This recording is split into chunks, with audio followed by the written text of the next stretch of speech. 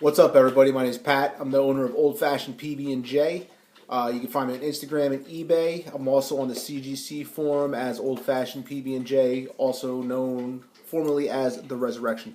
Anyway, what we have here is Key Comic Reviews, to be my new channel, and what I'm going to do is I'm going to go through some of the older Key books that you would typically find on walls at conventions and shows and all, that you look at and you go, oh my god, that book's awesome, I want it. So I'm going to review it, like 3-minute breakdown, and find out, is it really even worth buying? I'm not talking about speculating, I'm not talking about investing, I'm talking about strictly, is this comic really cool? Does it hold up? Is the story fun? So anyway, here we go. First issue we're going to start with is Captain America 100. Now, Captain America 100, everyone sees on the wall. It's a classic Jack Kirby cover, right? Written by Stan Lee. And it picks up off of Tales of Suspense 99. When that series ended, they started Captain America 100, and they started Iron Man with number 1, as they were phasing out all their old pre-hero stuff with Journey into Mystery, Strange Tales, Tales of Suspense, all that stuff. So Captain America 100, classic cover. You got all the Avengers on it, Jack Kirby, Stan Lee, like I said. It's awesome. Everybody wants it. But how's it hold up? So here's what the story is. The story starts out, the first couple pages are a rehash of Avengers 4. In Avengers 4, that's where they find Captain America frozen up in the Arctic. It turns out Namor found a piece of ice, got mad at some Eskimos, chucked it in the water, and it was Captain America. The Avengers find him, he thaws out, he regains consciousness. Now, in this, as he regains consciousness, it turns out that he was knocked out cold. He wakes up in some kind of a villain's fortress or whatever. That's Helmut Zemo, Baron Zemo, and he's there with the Black Panther. So I don't know how they got there, any of that stuff, but we're going to start out where we got Captain America and Black Panther captured by Baron Zemo and some henchmen, and he's about to be shot by a woman, Captain America, named Irma Krull. Irma Krull is none other than Sharon Carter, Agent 13. We all know who she is now. Back then, maybe not. I don't know. So, she takes a shot at him. She misses. Henchmen once again capture Captain America and Black Panther. Agent Carter, a.k.a. Irma Krull, goes with Helmut Zemo to his little office area, lair, whatever the hell it is, and he has a death ray set up, and she has the plans to all the missile silos in the world, and he's going to blow them all up with his death ray. So we're in the 1960s, we have a death ray, right? We got some espionage, we got superheroes, we're starting off pretty good. So, in typical fashion, Baron Zemo goes, this is my death ray, blah, blah, blah. We're going to blow everything up. Oh, yeah, if you break this thing here, nothing's going to work. Why they always give away their plan, I don't know why, but every villain feels the urge to tell everyone how to stop them. So, Irma Krull, a.k.a. Sharon Carter, pulls up her briefcase, turns into some kind of pistol or something, and she shoots it, it explodes.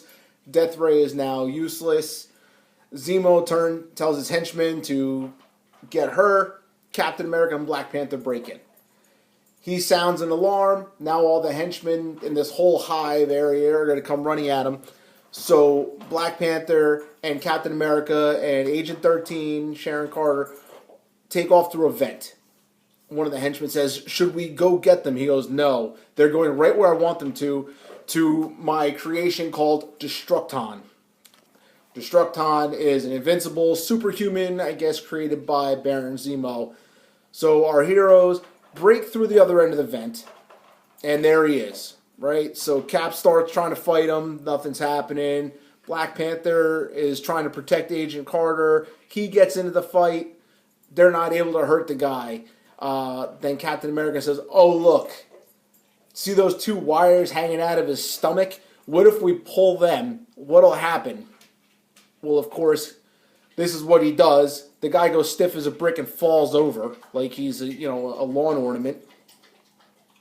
Which, obviously, if you're going to make... Guys, look, if you're going to make a superhuman, slash cyborg, make sure you have the failsafe in the front of them so that anyone can shut them down and we don't have any Terminator type stuff happening. So, guy falls over, Zemo arrives, and he has 200 henchmen with him, whatever. So they all show up, and Captain America grabs Zemo, like he's got him as a prisoner, and rips off his hood. It says, look, you guys aren't even working for Baron Zemo.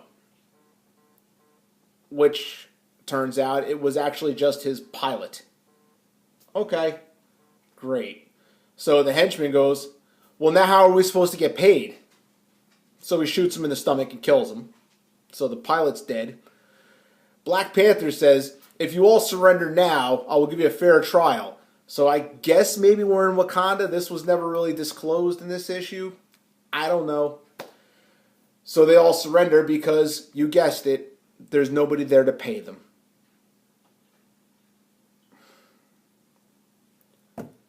I mean, I guess this is how AIM and Hydra work, right? I mean, you 9 to 5, you go and you try to dominate the world, and then you go home and you have dinner with the wife and kids. So anyway, they all surrender. We cut again to Captain America, Black Panther, and Agent Carter in a bubble spacecraft thing that looks kind of like it's out of the Jetsons. And they're flying, and Captain America says, oh, you know, Black Panther, we have a spot open on the Avengers. We'd like you to fill that roster. And Black Panther says, I will consider it. Then Agent Carter goes into, oh my God, I want to spend all this time with you, but you have the Avengers and I have S.H.I.E.L.D. and we just can't. And then we cut away to Nick Fury and Dum Dum Dugan just blowing up the Death Ray in outer space. Because, you know, why not? So, that's Captain America 100 in a nutshell. Compared to today's comics, it's probably not the greatest thing in the world. For a 1960s comic, it was probably fun as all hell.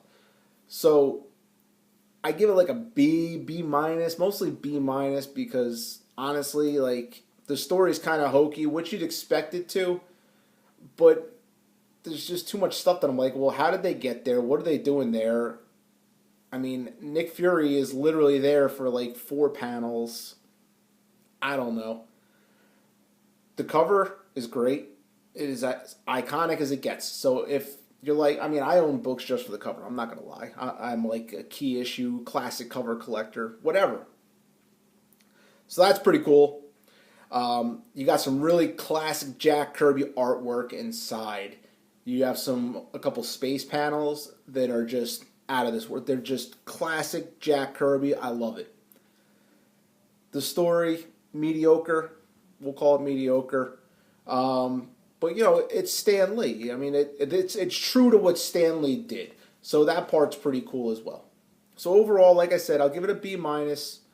If I got a good deal on it, yeah, I'd probably throw one. The copy that I actually reviewed, this one is a total beater. I think I picked it up for like $2 because like it has pages that are like ripped in half, like down the spine. So like you could pull them out and put them back in the book, whatever. I did read it in the correct order though, so don't worry about that.